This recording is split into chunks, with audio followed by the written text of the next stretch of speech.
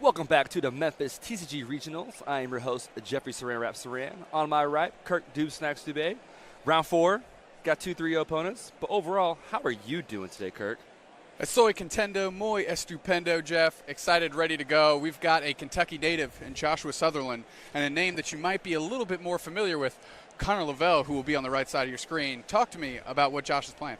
Yeah, Josh Sutherland, like I said, Kentucky native, a very prominent player in our district there, and he is piloting a Zork Lycan Rock list. Very unique, has a couple different techs in there to handle the meta, but probably the biggest key thing here is having that Mars Shadow and the Sudowoodo in there to help mitigate the mirror match he has about to have. Well, not mirror match, but Zorak relevant deck. Zorak relevant deck. And on Connor's side of the board, we're going to be seeing a Zorak Magcargo control style deck.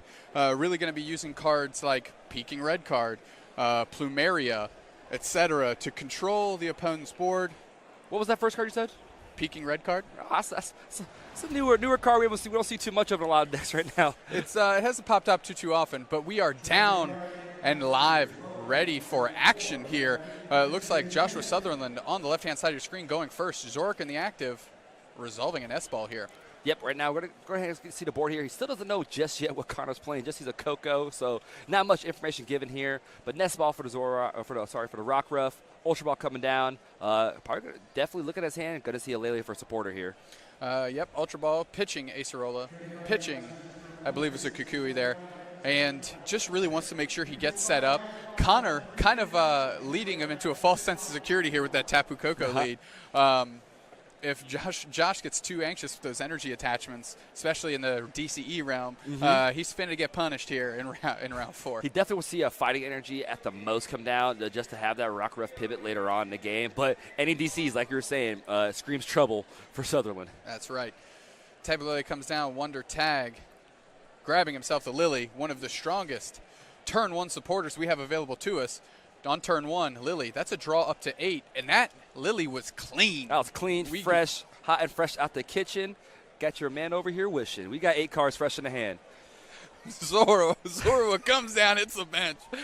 Nest Ball popping out of that hand. We're going to find another Pokemon, and that's going to go straight to the bench as well. Party of 5. Party of 5. This is a very strong turn 1. Had it been any other matchup, other than what is going on here. We see this as the DC coming out. It's probably going to be gone the following turn, but, I mean, it's still a strong board setup here right here through 3 Zoruas and 1 Rock Ruff. And a Mars Shadow. Now this might be enough. Palpad here going to throw back 2 supporters that he'll need in this matchup. He says it's Lily. He says it's Kukui. They're going in. He's going to attach. He already attached his DCE. Mars Shadow letting loose. My man is letting loose all over this board right now. 5 Pokemon full bench. Squad's out here. All he needs is 1 supporter draw. And turn 1 Mars Shadow with Zorak decks is very, very effective. It is has the potential to hinder Connor's setup. Connor just hoping he peels 4 good ones off of this to make sure his boat isn't sunk before it leaves the dock. Yeah. Sutherland's slowly drilling some holes in the bottom of that boat, so hopefully he can plug those and get going here. But looking at Connor's hand, that's going to be a yikes from me, dog. Psychic Energy, Zoroark GX. Zoru off the top gives him a chance here. Acerola and just a pass. Let loose, doing what it does best, and that is just straight up disrupt your opponent here. This might be a quick 3-turn game if Sutherland can find a DCE. Trade number 1. Good practice there, keeping track of it with the dice. Ultra Ball. And it's another Zorak, too. Oh, my goodness. He's just looking for that DCE. He's doing what I like to call going off. Yeah, compared to what Connor did, which is nothing. I think he's found a weakness policy. No way to really get that Zorak out of the active as it stands right now. Kukui, draw 2, is the DCE in the top 2. Nest Ball, Zorak GX, he gets another try at it. Oh, my goodness. 3 Zorak GX's turn 2. Why, he's missing a DCE? 1, 2, basic fighting energy and a choice man. Look, Josh can complain all day if he wants here that he didn't get that DCE. But, I mean, there's having a turn and there's having a turn. DC would have been perfect. He was just a shade under that. Has to pass sheepishly back to Connor. Peaking Red Card. Off the top. It's the bling bling Peaking Red Card too, man. Shimmering right away with all that, with the gold love around it. Connor asking Josh how many cards he has in hand. Josh says 5. Throws the stop sign out there. Connor Gets the Zorak GX down, trades the Psychic Energy away, finds another Zorua, and just a pass. I think that was right there because you see that he kept whiffing the DCE at that point. There's a peeking red card, would have given him a new hand, and might have gotten to that point that he needed to get the DCE. DCE comes off the top. However, maybe Josh trying to switch gears here, maybe get that Lycanroc in the active and start cutting through Connor's board. Yeah, I definitely agree with that there, dude. Want to get that Lycanroc there. I think he hit a great ball as well. It looks like he opted to trade it versus maybe playing that to get to the Lycanroc. I think I would have liked to see playing the great ball there. Oh, but he had an Ultra Ball. Okay. So that makes it, that's a guarantee. That's a guarantee there. Ultra Ball, Devoured Field, Rockruff, going to the discard. He sees now that the Devour Field is going to be played both ways because Connor's playing Zork as well. And he's like, you know what? It's not going anywhere. We're just going to head pitch this in our Ultra Ball.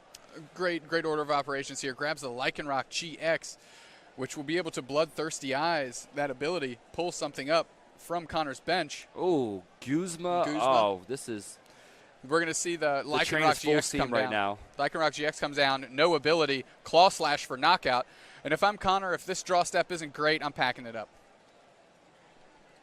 Yeah, this is not looking very strong for him right now. He's going to peek in red card. Oh, sorry, trading it away. Trading it away. At this point, you have to cut your losses here. Oh man, you're on an uphill climb. Ultra Ball, Max Potion, Acerola. He's just kind of giving away information right now as to what style of Zoroark deck he's playing. With such an uphill climb, it's got to be tough. That Ultra Ball finding a Tapu Lele GX. Wonder Tag for Cynthia. Cynthia comes down. Hopefully get enough for him to reset up here, but Josh is so far ahead between the 3 Zoroarks and something that attacks his whole deck for weakness. Do you see weakness policies in Connor's deck? No weakness policy in Connor's deck because he's going for that energy denial strategy, really focusing on keeping his opponent from attacking at all rather than just attacking in for weakness.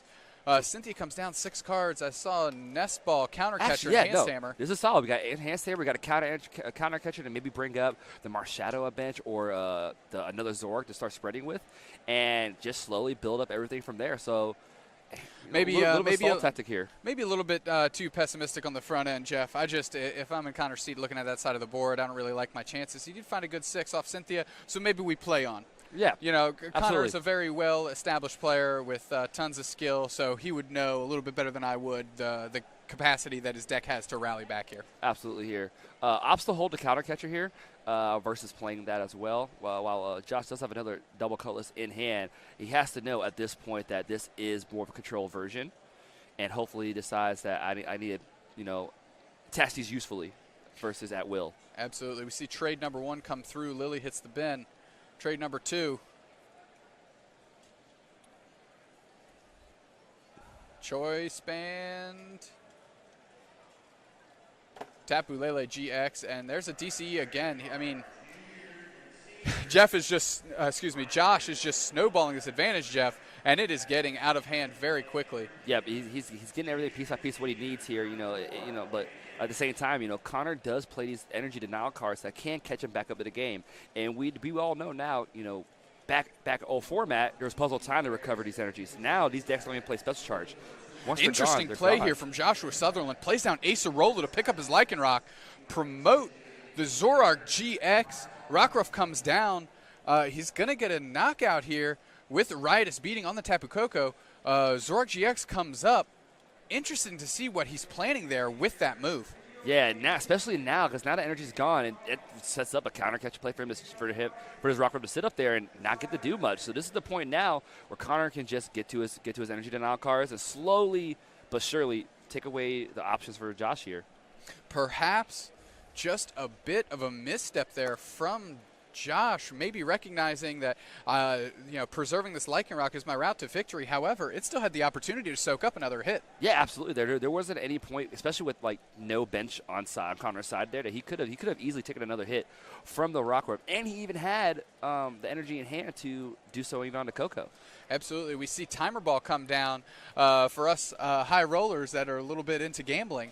Roll the dice. Finds himself 1 heads, which means 1 evolution of a Pokemon. He didn't get the nice little snap with it, unfortunately, there, so maybe that's why he missed that 2nd heads. But you know what? You got to do what you got to do with these Timer Balls. That's right. He finds himself a Zoroark GX, which is pretty much all Connor was looking for here. And he's got access to 2 trades a turn now, and that's a great start for him. Enhanced Hammer, DCE, it's So the question is here, I'm curious about it, is he going to knock out this Rockruff, which I think you should, because like I said, it's the fighting threat. And from here, your Zorks only need DCEs. You just take those down one at a time. Great point, Jeff. Devoured Field comes off the second trade. DCE found, I believe it was actually in the first trade that the DC was found, and did knockout. And now Josh has damage all over his board. Connor is stressing his resources, and that Acerola just seems more out of place than ever. Yeah, it was more like a just cuz play, unfortunately, versus the right play at the time. And hopefully it doesn't set Sutherland too far back in this game, as he did have the upper hand initially with that amazing start through the Marshadow. Something to keep in mind, though, we did see Josh use his Acerola. He got rid of one earlier in the game.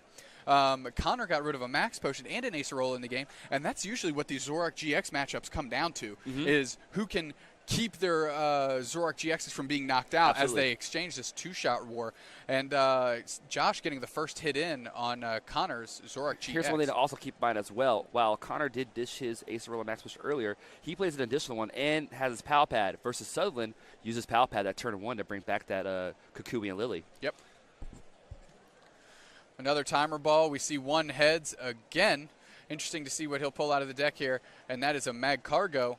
Connor trying to get his wheels grinding a little bit, maybe has a Slugma in hand or access to it that way. And as we know, card selection in combination with card draw, that's just a recipe for success. Recipe for everything there, Kirk. Recipe for everything. Once a combo is established there, it's pretty hard to stop.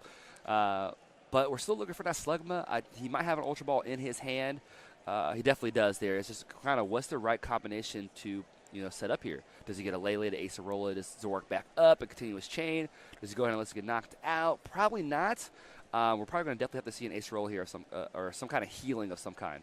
Absolutely. We have yet to see Connor heal up his Pokemon this game. Josh making the first move on that one, electing to target down that Lycanroc GX. Tapu Lele off the one after that. Excuse me. Wow, Jeff. I can't even catch up with my brain here. Tapu Lele comes down off the Ultra Ball. Wonder Tag, Acerola. We're going to see the first heal of the game. And Zorak GX is going to be coming in, clunking with some Riotous Beating damage.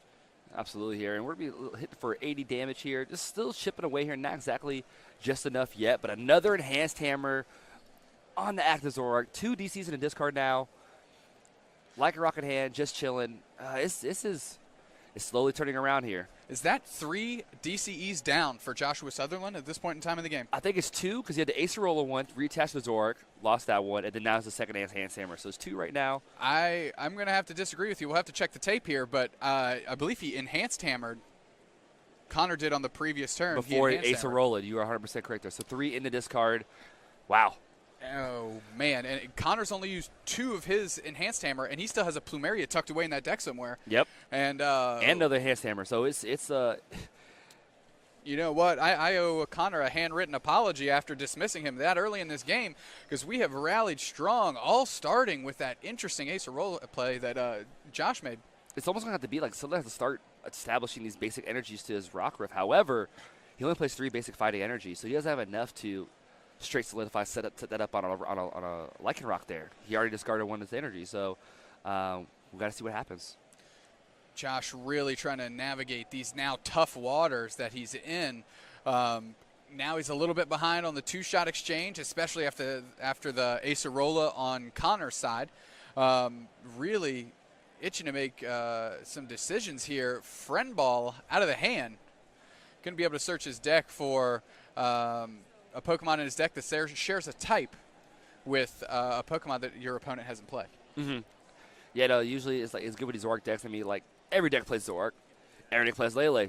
So you have an extra additional out to look for your cards. Even leave your Rockruffs and Lycanrocs. If you're playing as a Buzzwole deck, you can hit a fight, be able to use the Friend Ball that way as well. So absolutely. Definitely a lot of versatility within that card. Yeah, it's a great card, reprinted card.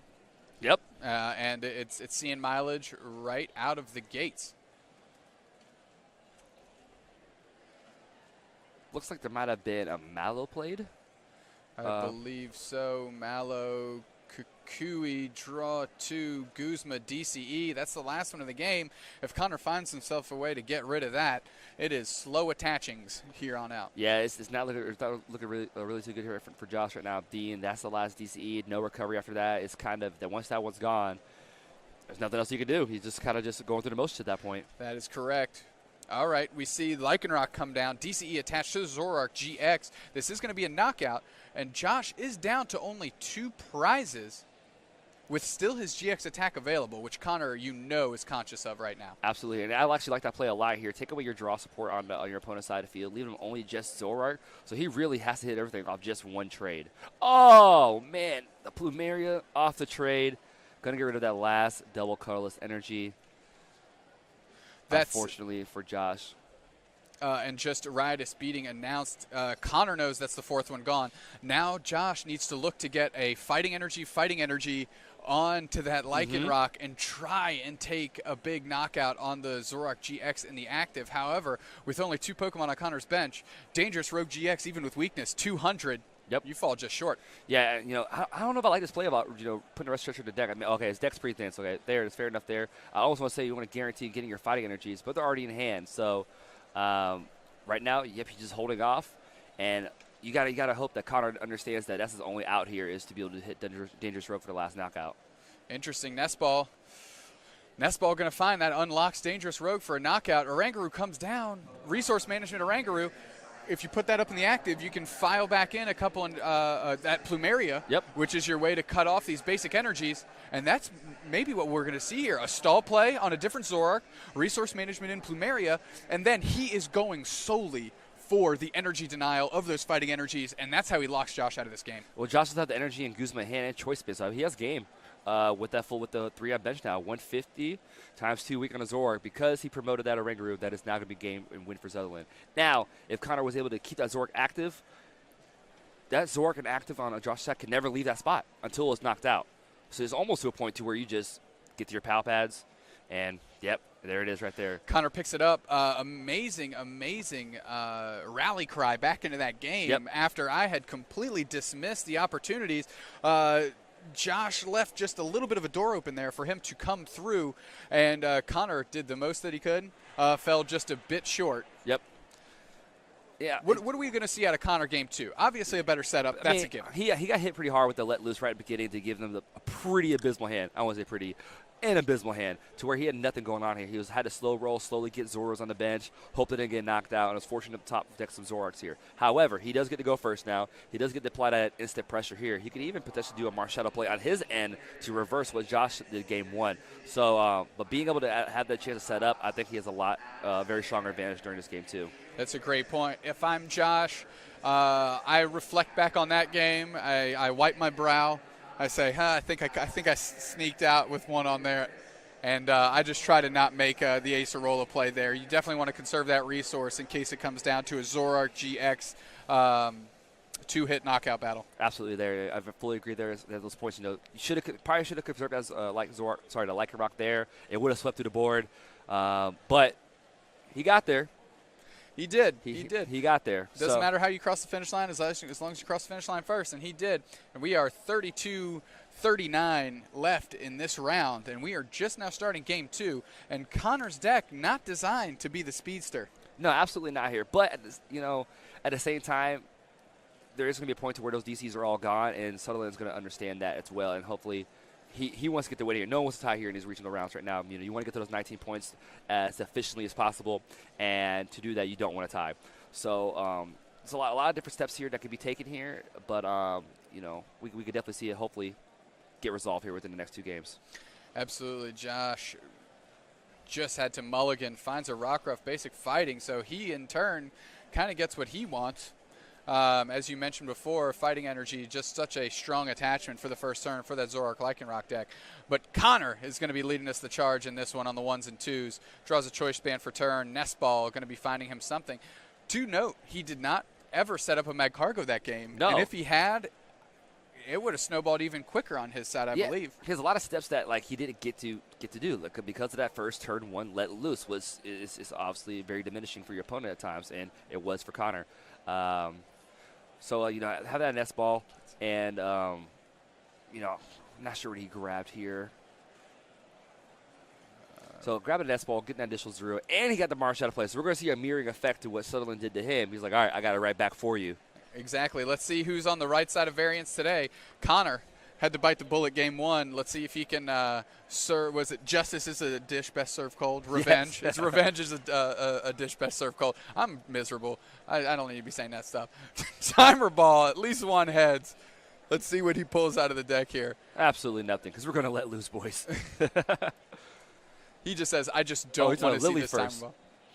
2, 3, 4, 5, 6. That is we are now up to 8. That is not a pretty Lily at all. He wanted to see some more Zaruas there. Slugma, get that on the board, and he couldn't get any of those pieces. Not even outs to get to those pieces, unfortunately. Josh going to be shuffling up 4. Connor might not mind seeing a peeking red card off of his 4, really get an idea of what Josh is working with, and give him another crack at giving him a dead hand. That'd be a very powerful turn 1. You know, decide right there, then and there. Oh, he has everything he needs. Put that back. Oh, you don't? You can hold on to it. Good game. Double Rock Ruff on Josh's Merry side. Christmas. You're getting cold. He's hoping these 4 cards are good. Max Potion, Lily, Tapu Koko, and a Devoured Field. On Josh's side, Rescue Stretcher, Zorua. No supporter, though? Here we go. All right. So they are just styling, profiling on each other with these let loose Marshadows. There's the peeking red card. Bang. Acerola, he said. You hear him yelling, keep it. Connor said, you Gucci dog, hold on to that. No chance of mixing it up. Lily good. back up We to are 6 good. for Connor. And now he just needs to find himself a Zoroark GX so he can start taking these knockouts. Yeah, now he's just rolling through now. He has DCE in hand, Ultra Ball Zoroark. We're going to trade, and we're just going to keep just plowing through what Josh has on the side of the field. Connor with 3 cards still left in hand, one of which is a DCE trade 1, Psychic Energy, and a Judge. And knockout. Take a prize. I think you got Resource Management or Rangaroo there. DCE off the top, not what Josh wants to see. I'm not even going to say it this time. I'm not even going to say you need to pack it up. Yep, because that is just karma monster waiting to bite me in the butt. That is for sure. It'll come back around full circle again, Kirk. Don't you worry about it. Oh, he is. All right. Enhanced Hammer. We see the Mad Cargo. No Slugma yet. Knockout. Riot is beating. Yeah, he's just pretty much let's keep draw this train attack, rolling. draw attack until Sutherland can do something. All right, Sutherland hoping for a good one. Friend ball off the top. He'll Gives give him some a Lele. play. It's going to be able to give him a Lele. Oh, he'll be opposite the Zoroark instead. He does have a DC in hand, maybe thinking I can pressure his Zoroark first and be ahead of the two-shot game here. But as we know, Connor has all that energy denial. Yep. Rari knows one enhanced hammer in there, so it's going to be played immediately. And, yeah, Sutherland does not have a support in his hand now. He's just going to kind of go through one Zoroark and hope he gets something decent off the trade. Absolutely. We might see Choice Band come down. I wouldn't have minded to see there, as you mentioned, a Tapu Lele, maybe finding himself a Cynthia and really just rolling the dice on it. Absolutely. Trying to hit at more pieces than you might get through a perfect trade and go from there. He does manage to get a Nest Ball off the trade, which means another Pokemon will hit the bench in the form of Zorua. And now Josh trying to catch up with his setup. He's getting there. He's getting slowly but surely. That, like I said, another let loose that really, really set him behind. But it's just now it's reversed. Connor has his side set up. Got his Zoroark out. Maybe not as dominant as Sutherland had his game one, but he has the hammers on his side. Absolutely, and Enhanced Hammer is going to play a real factor into this in the upcoming turns. Devoured Field, that's increased damage, baby. Choice Band. Plays both ways, plays both sides. It sure does. It's not a parallel. It plays the whole field. Trade announced. Psychic Energy hitting the bin. Palpad Cynthia. Still has not found a Slugma yet. Enhanced Hammer, great play, obviously. It seems like an innocuous one. It's kind of basic and routine, but you got to do it. Got to go through the paces. Got to go through the paces. Connor trying to decide if he wants to drop a Cynthia of some sort. Looks like he played an Escape Rope. Escape Rope, great with the pivoting Tapu Koko with free retreat. Kukui, I'm not sure if that was a trade or if that was played for 2. Regardless, the KO is happening. Yes. And Connor really gunning down these Rock Ruffs, noticing that, hey, that's your way. That's what you finished me off last time. If you don't have access to those and I can deny you all your energy, I'm ahead in this game. We did top deck a Marsh here. So he's going to definitely let loose and, living on a prayer. I don't think that's the melody of that song, Jeff, but that's enough. neither here nor there. We'll cut you some slack. Let loose. 4 cards coming from each player. Advantage bar. Connor has more setup, but if Josh finds a DCE here, he's just taking a knockout on the Zorak GX. He has a way to get ahead. It's going to be interesting. Oh, he's still short on the knockout. He needs a Pokemon and DC. Well, Zoroark. So he's missing a one piece there. Oh, okay. Very interesting play there. You would have thought you wanted that Zorua to hit the bench. Josh, trade number 2. I think that's an Acerola that hit the bin, and he doesn't find a DCE. No, but he's missing everything right now. And I think, Kirk, I'm going to go ahead and say it for you. I think you got to scoop it up at this point and get to the game 2. Game 3, I apologize. You know, forced to find a Rockruff here. He does have the fighting energy. Connor does only have 4 cards, so you're kind of putting him on those 4 cards being dead. However, the strength of Zoroark is, in fact, that you can trade into what you need. Yeah, there's a little bit of a debacle there. Wondering if he plays supporter because let loose acts as a judge. And sometimes it can be one of those instances where you let loose. And you know what? I haven't played supporter yet. I can still draw more cards. Great point. Elects to not attach the fighting energy. Strong play there. Maybe not willing to lose it off of a Guzma play from Connor here. Mm-hmm. Recognizing that energy denial is the thing. Connor does play Plumeria, and no sense in giving him free energy denial, air quotes, by attaching it on a Pokemon. Finally see a Slugma come down between these 2 games here, and he does have 2. Well, he had 2 Macargos in hand, so going to get one back now though. Timer ball. Zorak GX. Connor staying consistent with the timer ball. One head, pretty one 50. Tails. Thrifty 50 down the middle. Keep it at 50. Getting himself a Zorak GX. As you mentioned, we're going to evolve both Pokemon. Trade Choice Band Plumeria Counter Catcher. Counter Catcher might not get a lot of mileage in this one, so we're going to see it traded away immediately. Devoured Field, I can safe to say that can hit the bin. DCE Guzma. Guzma's a heck of a play here to get that Rockruff. Yep, and that's happening right away. So smart choice Sutherland's end to not play that fighting energy down because of potential Guzma out there. But, yeah. You know, I had the very weak read in Game 1 in terms of comeback ability. It's looking rough here for Mr. Sutherland. Is looking like very bleak, very weak, very everything right now, unfortunately. And I don't think there's really anything else he could do here. He can set up another Rockruff here, but we do know that Connor already has the Plumeria in hand. So it's kind of a mute point. I think at this point, Connor just plays his energy denial cards, attacks with Zoroark. Probably even Ace roll the one at bench, put a Ringaroo down, and just get ready to take it a distance. That is 3 Rockruffs in the discard. Looking at Josh's list, he only plays 3, so he's going to need to find a rescue stretcher of sorts. Well, he played that turn 2 to get the Rockruff back on the bench. So. Great point, Jeff. I had completely forgotten about that. So Rockruffs are down and out. Yep.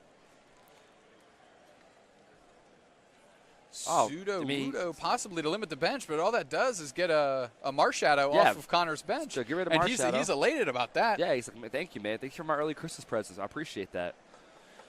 Roadblock Sudowoodo, a little too late to the party to flex its muscles and do its job with that roadblock ability. DCE come down, Guzma on the damaged Zoroark. I don't even think Connor really cares about this right now. It doesn't, but it's definitely a step in the right direction for Sutherland. He's going to force him to make a tough decision. While yes, it's going to be Marshadow, it does limit his bench just a tad bit more. But still has 2 Zoroarks. Still has a Macargo about to come down. So the party's still going over there on Connor's side. Yep, we're going to see Josh trade again. Got to make sure we're keeping track of those. I think there's a little discussion at the table.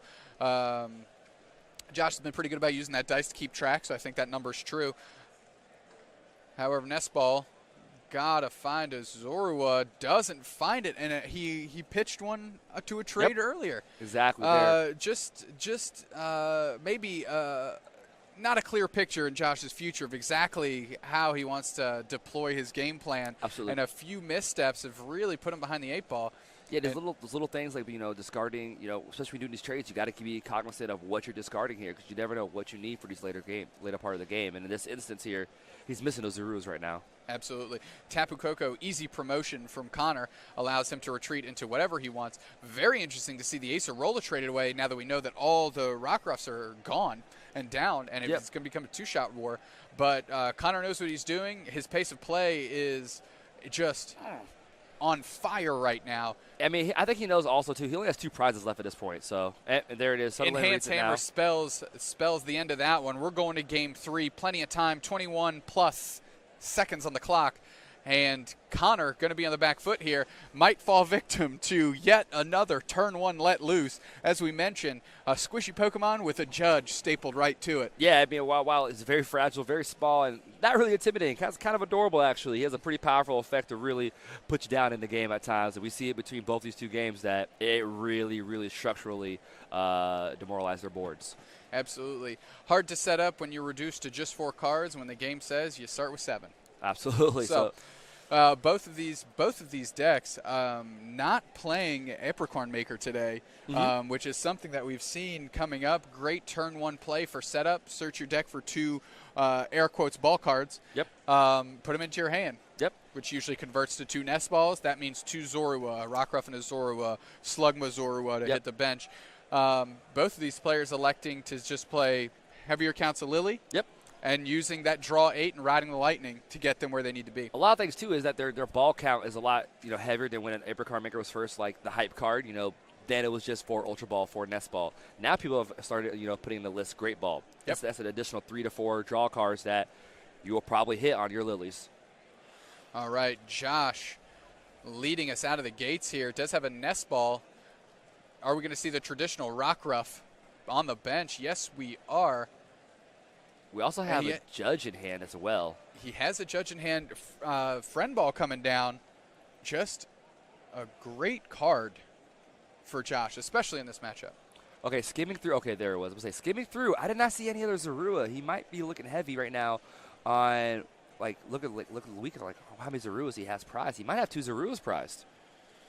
That would make it a rough go. However, he might have time to get out of it because Connor does target down those Rockruffs first because that doesn't necessarily jive with his energy denial plan.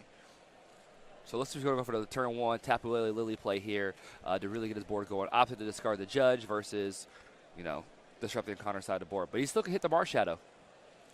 Absolutely. As long as that Marshadow isn't prized and he has a way to pull it out of the deck, he might have the opportunity to let loose and push Connor out of this game before it even starts, similar to what we saw round 1. And I truly believe Josh would have had that game wrapped up 3 turns, 4 turns, 5 turns earlier if on that 1 turn he hadn't Acerola his Lycanroc out of the active. Respectfully agree here, Kirk. We see Lily. I think he's going to get 7 here. He does. We do see and a Marshadow. Oh, here we go again. We're going to let loose. He has the basic fighting for the Rockruff. Exact mirror to what he did game 1. Yep. 3 Zoruas, a Rockruff with fighting energy, and then let loose. We see them shuffling up. A little bit of chatter behind us that I heard. Yep. Connor saying, "Nope, this is what this format's about," and we're shuffling up. We're drawing 4 cards. Yeah. You feel kind of bad sometimes doing those types of plays to where you completely take your opponent out of the game at times. Just after you completely set up your board, it's kind of like, all right, sorry, man, you don't get as much opportunity as I do, and unfortunately here, Connor's getting the other side of that stick. Ultra Ball. Connor's live. And he has Rescue Stretcher, so he can even, optimally, Ultra Ball away even to Zoroark and whatever he top decks, as well as Lele for the top. Get a Lele for Lily. He's going to have his own opportunity to set up here. Might be able to. I don't think we want to have competing let looses here. No. However, Connor in a position to play on, if you will. Absolutely here. And that Lily's going to get him 7 cards. I'm curious if he's going to hold the Rescue Stretcher or play it prior to he does Lily to get the 8th card there. Because you may have all your Zorks in a deck already that you don't want to waste your Rescue Stretcher now versus when you really need to bring back something like maybe a Rangaroo later to create that loop. Great point. Worth considering because the Zoroark GX is in the discard, so I say you hold on to it. That way you guarantee yourself a Zoroark GX turn 2 unless you get judged. It's like an additional Ultra Ball almost. Great point. Slugma. All right. Well, this is a change of pace here. We're not missing those this game. They're coming out, bringing the heat. Game 1, Slugma didn't want to show up. Game 2, showed up to the battlefield a little late. And now, turn 1, 2 copies down. Connor's going to have his, as we mentioned, card selection to go along with that card draw engine. Absolutely there. find a switch. Good card off the top for Mr. Joshua Sutherland. He will be able to, if he wants it, Ultra Ball, switch, get the Lycanroc GX, Claw Slash, and just start ripping through Connor's board. Definitely what's here right now, but I don't see any outs to get to that. I mean, his hand is Acerola, Choice Band, Energy Lotto, Nest Ball, and DCE, so he's not going to be able to do much. Apologies. I was under the impression that Nest Ball was an Ultra Ball, which would have been a much different story there. Absolutely. Nest Ball comes down. Zorua hits play for Connor. 3 Zoroark GX, exactly where he would want to be. Rescue Stretcher for that Zoroark GX, as we mentioned. And now, if he finds himself a Magcargo, if he gets 2 heads here, one head. Stay at 50. Stay in 50, Kirk. Stay in 50, Kirk. 3 Zoroarks or Magcargo definitely is a recipe for success in my book. Absolutely. Slow and Steady will, in fact, win this race the way it's cooking up right now. Connor would love, love, love to get his hands on a Guzma, get his hands on a Plumeria. Yeah, he's definitely going to. Smooth over. What are we getting here? I'm excited. He plucked it real he quick. plucked too quick for us there. I don't think it was the full art flash of the Plumeria, so I think we might have just nabbed a Guzma there. That's going to go on top. We're going to trade that right into the hand. Oh, DCE to attack. Might have already had one of the pieces. Yep. Had the Guzma. Pulls up the Rockruff knockout. Your turn, Josh. What do you got to do now? That's the immediate effort of a smooth over. First, that was the first smooth over of the whole series. Correct. So granted that too. And you see how effective that strategy is, being able to put the card on top of your deck through the ability, then trade it right to your hand, accessibility to your deck the whole time. And now he can get 2 Magcargos out plus 2 trades. He's going to get everything he needs at this point if Josh doesn't have a strong response here. The strength of Magcargo, getting those enhanced hammers, yep, getting those Acerola, getting that max potion, he's going to outvalue Josh for the rest of this game, while Josh is forced to pick and choose which pieces of the puzzle he wants to get. He knows he needs to set up his Rockruff, but he needs his draw support, and he needs to be putting on pressure. Otherwise, Connor's just going to run away with the game. But he knows almost every time he attaches a DC, he's going to be losing it. Yep. It's just so many problems presenting themselves to Josh right now, and he just has to do his best and slug through it. Oh, man. So this is the third Zoroark here. You can almost smooth over for the additional Magcargo. Oh, he already has Ultra Ball. So he's really just kind of, he gets his Magcargo anyway. And Acerola. Acerola. We are off to the races, so folks. we're gonna see I don't think we see enhanced hammer really. You could probably just take it out. Kukui. Does he play Kukui? Yeah, Kukui Choice Band. He can get that off to a smooth over and trade. You can take that out right now if you wanted to. Even retreat to the bench Zoroark so that you don't have to Acerola. Bring up the new one. Choice Band, DC, Kukui, knock out the Lele. All because you got some smooth over there. Yeah, smooth living. Yeah, smooth and living. You know what? The first trade opened that door when that Magcargo decided, yep, oh, is this what we're supposed to be doing? Let's show up for Game 3 and pick up our boy. Finally show up to the party, Magcargo. Where you been? We've been waiting for you. I think that smooth over was for a max potion. I may have missed it. However, maybe just guaranteeing some heal into that hand. Max potion rips off the top Choice Band. The kid's just seen it all. So now he just gets the Kukui. Yep. He Kukui opens the door, KO. He's moving quick now. He is smelling blood in the water. He's getting like double smooth over love right now. It's kind of like, oh, you want max potion here, man? I'll give you a Choice Band too. Merry Christmas. This is what I like to call what my parents used to tell me: clean your plate. You've eaten all the big stuff. You only got a couple peas left. Clean your plate. Finish the game. Finish it off. Kukui for 2. Max potion. Whatever. This is going to be one of the most demoralizing turns to see on your side of your Josh right now. Night, right? And he's about to peaking red card potentially right now. You hear him ask how many cards are in hand, and man, what a turn!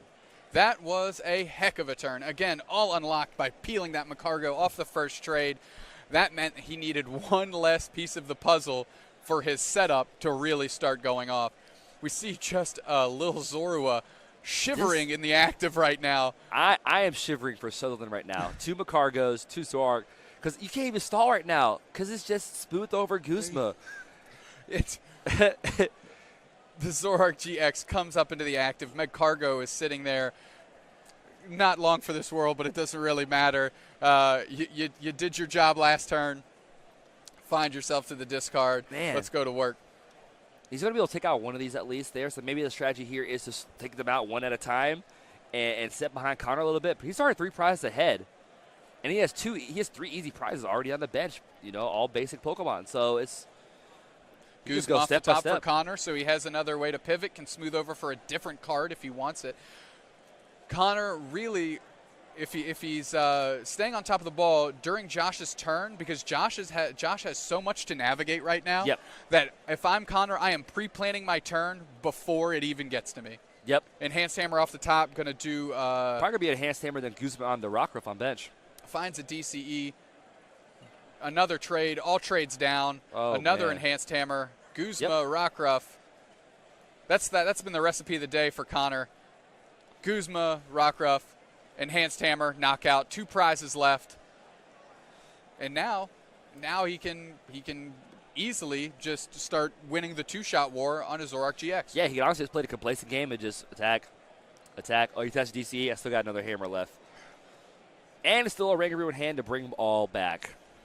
It's a slow climb here for Josh. He does promote that Zoroark GX. Attaching to the bench might lead me to believe that maybe there's a Guzma play on the horizon. Definitely not there. He's missing a Devour Field to take the knockout on the Macargo, or just an additional Pokemon.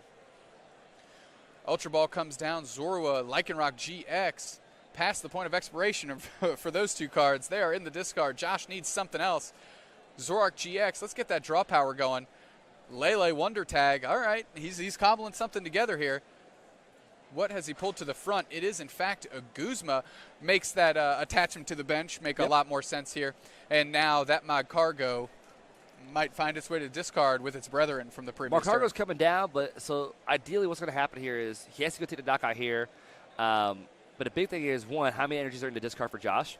And 2, can Josh hit a judge to get rid of all the cards that Connor already has in his hand to finalize this game?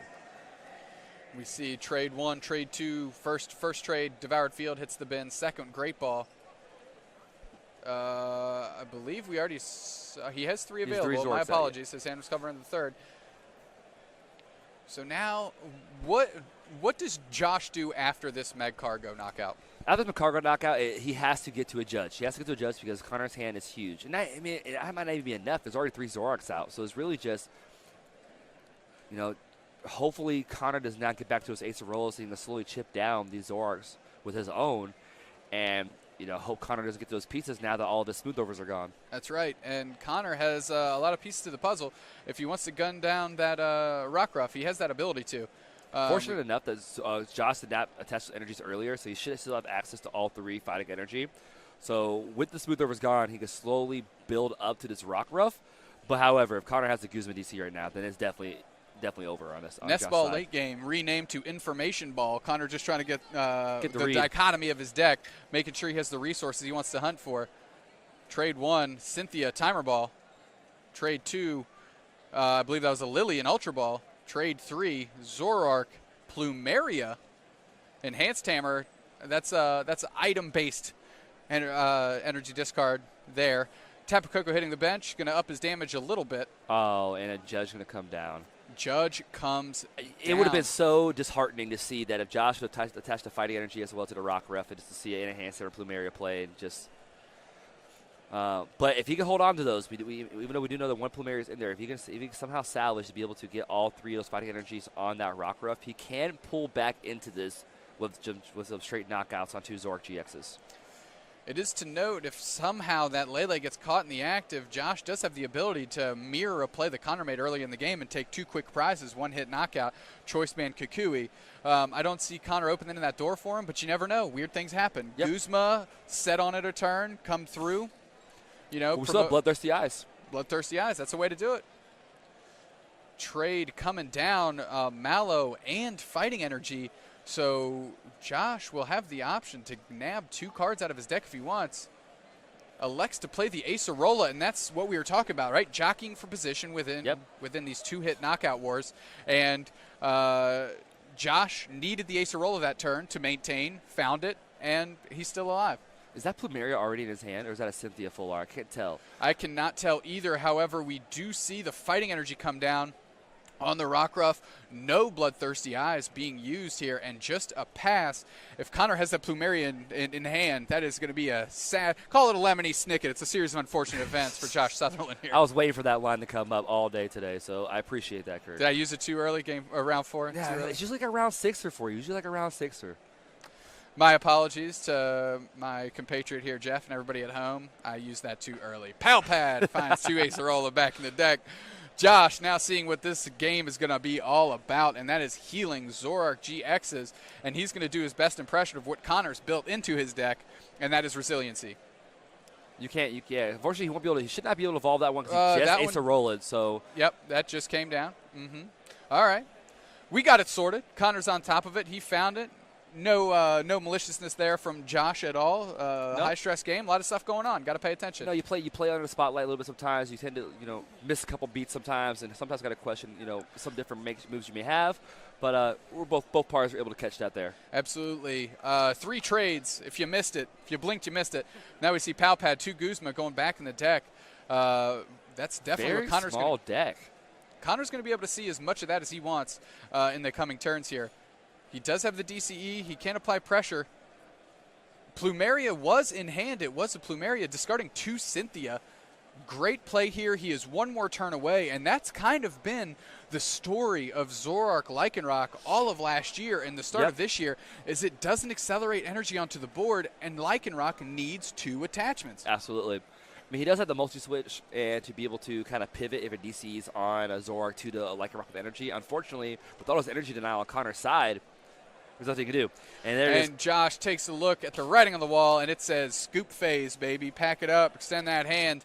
And Connor, after what can only be described as a very, very, very rocky Game 1, Game 2 was able to employ his game plan with a little let loose of his own. Yep. And Game 3 drew the Ultra Ball off of the Game 3 let loose so that he wasn't drawing ice cold and was able to set up and get after it. No, he definitely got hot there off that top deck there, off the let loose, and was able to get going there, get the Ultra Balls, set up his game, and inevitably took over the game on Josh. Absolutely, and I kind of, again, as I mentioned before, I gotta write a long apology to Connor for Game 1. I didn't realize the resiliency and comeback power that energy denial actually has, and you'd think I'd know that. Well, fortunately for you, you'll get a chance to interview him here right after this, right after our last brief little matches here. But yep, just finished round 4. Connor taking the victory here, and we'll have an interview with you in a second or two. So let's keep talking. talking. We'll keep going. Peaking red card, kind of bummed it didn't come into play there. It wasn't as fun as I wanted it to be. There's definitely moments for it, but he opted to. You know what? I like your hand as it is. That was that turn. That was. So I guess it did take to get turn his one, merit out of it. And that's actually exactly what we said. That's what we wanted to see. Yep. So I guess we asked for the moon, we got the stars.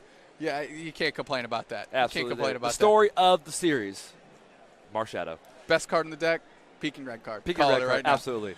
We will be right back with myself and your round 4 victor, Connor Lavelle. Welcome back. I am here with Connor Lavelle, round 4 victor. Congratulations, my friend. Thank you very much. You see, you locked in a Zoroark Magcargo controlling-like strategy. What brought you to that point today? And obviously, it's been faring pretty well. You're 4-0. Yeah. Talk to us. So I was testing Zoropod a couple of weeks ago, but I was playing it with like 4 Judge. I played Peaking Red Card because of all of the decks that aim to use Oranguru and Magcargo to play with a really low hand and draw what they need. So if you can Peaking Red Card, then you can Guzma their Magcargo or their Oranguru, depending on which one they need, and then you can knock it out. So you basically give them a dead hand and no way to get out of it. So that was where that came from. But I was playing with Zoropod, and I was just attacking with Zoroark every single game, and I'm like, this deck would be much better if I just dropped out the Galissapod and added in other cards that would help me win different matchups. So that's kind of what happened. I just took out the pods completely, put in Oranguru, a whole bunch of like energy removal, disruption, that kind of thing, and that's kind of where I ended up. So talk to us. Again, as you mentioned, Peaking Red Card, kind of a staple to the controlling matchup, allows you to Guzma up and set them up for a dead hand. Talk to us a little bit more about Peaking Red Card. Have you gotten any mileage out of it today? And Plumeria after that. Yeah. So Peaking Red Card, I've actually gotten insane mileage out of today. It's given me significantly more advantageous positions against a lot of the decks that I played against. There was one specific instance in, I think, round 1 where I'm expecting my opponent to play Marshadow, attach to it, and then double Psychic Recharge and hit me with Moon's Eclipse GX. And I really didn't want that to happen. So I peeking red card. He's got Marshadow Energy Supporter Escape Board. And I'm like, absolutely not. I shuffled that back. And he did not find the Marshadow. But just a lot of little things. Information that it gives you about your opponent's hand is also really important, even if you don't shuffle it back.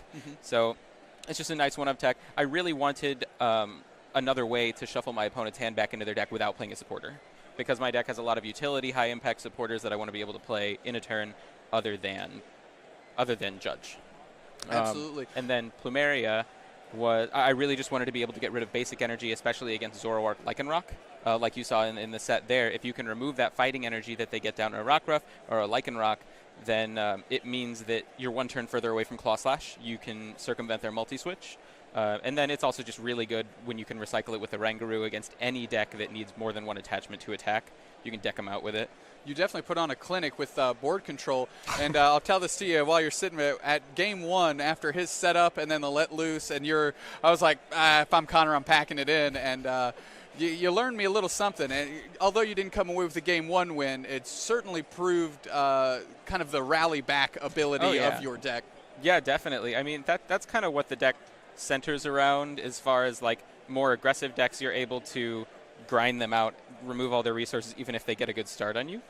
I actually made a mistake game one. If I had Guzma'd his Lycanroc on the bench in the last turn and used resource management with the Lycanroc in the active, then I would have been able to get the Plumeria and knock out, or get his second to last energy off of the Lycanroc, but the last energy was already on it, so he wouldn't have been able to attack me again, and I would have actually been able to win that first game. It kind of came down to when you did select, I believe you brought up a Zoroark. Yeah. And that just unlocked his Guzma to be able to nail yours down. So just a little interesting to have you bring us down that decision tree and see how, it was actually just even closer than maybe what we caught on camera.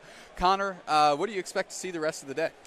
I expect to see a lot of different stuff. I played against 3 different archetypes and 4 different decks. So and another reason why I played the deck that I did is because I feel like it has just a generally good matchup spread, no matter what I play against. I haven't been able to play the game that much recently, so I expect a lot of stuff. I think the stall has taken ties mostly, so I think I'll be playing against decks that aim to take prizes, but that's as far as I've got. Fair enough. Connor, you're off to a Rocket 4-0 start. Hopefully you can keep it going, and hopefully we'll see you tomorrow. Thanks for joining us, man. Thank you very much. Take it easy.